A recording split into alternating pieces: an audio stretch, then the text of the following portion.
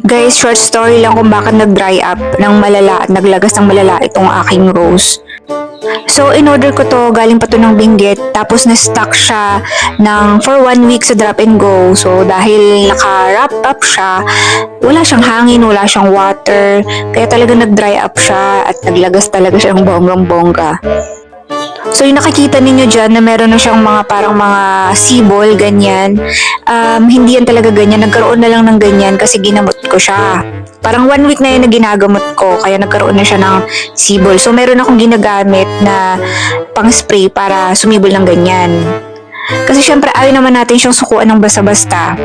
So, ayan na siya after 2 weeks or magti 3 weeks na to. 3 weeks na to sa akin. Naging ganyan na siya. Nagkaroon na siya talaga naging lively na siya.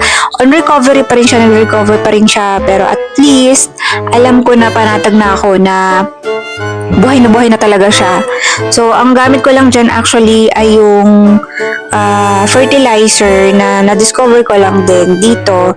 At ang pangalan niya ay Booster 76. Ito yon. So, hindi ninyo deserve to, pero deserve to ng mga halaman natin. So, kung naghahalaman din kayo, nagtatanim-tanim din kayo, deserve to ng mga halaman natin. Kaya, for the go nyo na to.